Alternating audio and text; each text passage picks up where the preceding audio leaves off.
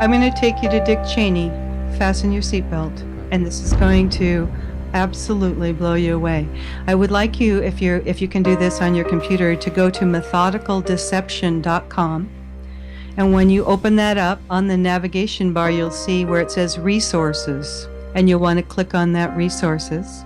And then there's a big box that says about the Isreali art students at the World Trade Center. Click here.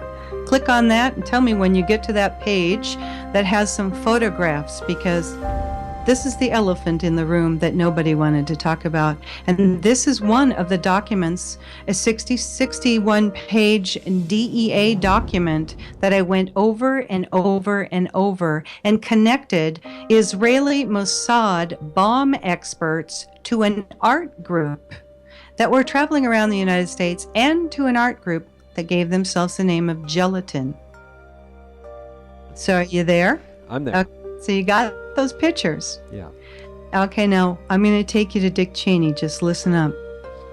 You're looking at those pictures. Those are some Israeli art students that came from a foreign country, and their art project was called B Thing. They called their team the Gelatin Group.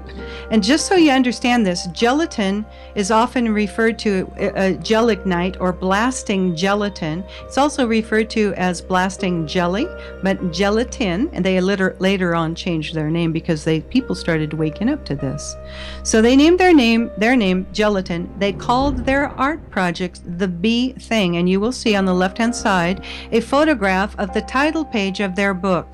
And what the B Thing was, there was a group called the Lower Manhattan Cultural Center that was renting the 91st floor, or allowed to live on the 91st floor. These foreign art students, and some of them were connected to a group of traveling art students that were all over the country that the DEA found out about because they were going door to door to some of their agents' homes and their offices. And some of the offices were not public locations. So they were like, who are these people? There's Israeli students trying to sell us art.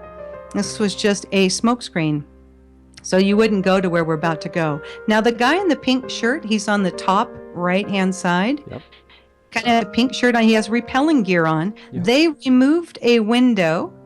This was their art project.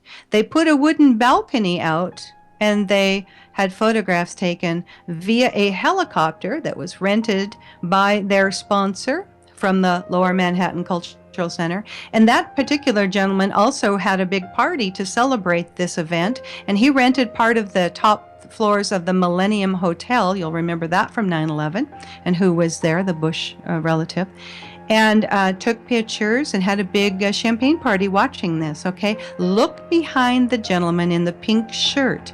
You're going to see two big bold numbers. It says BB18. Those are fuse holders. Now look at all three pictures and look at how many boxes of plastic fuse holders that can be used for remote control demolition. And ask yourself, why would art students from Israel and Austria be having thousands of fuse holders? This building was built in the early 1970s. They weren't electricians. They weren't redoing all of the electricity in that building.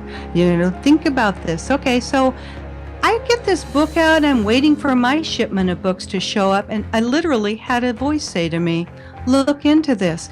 Those fuses, by the way, come from a company called Littel Fuse, Littel Fuse Company.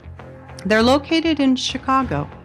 And some little voice said to me, take a look into this Littel Fuse Company, where all of those fuse holders behind those artists are. And now some of those artists are guaranteed Mossad bomb experts.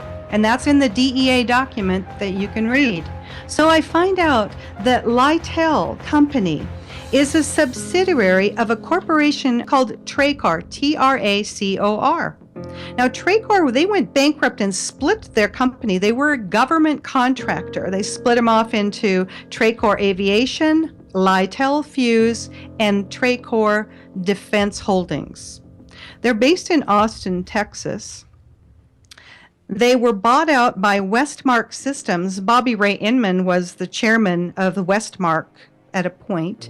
Then Westmark kind of started losing it, and Tracor bought them back.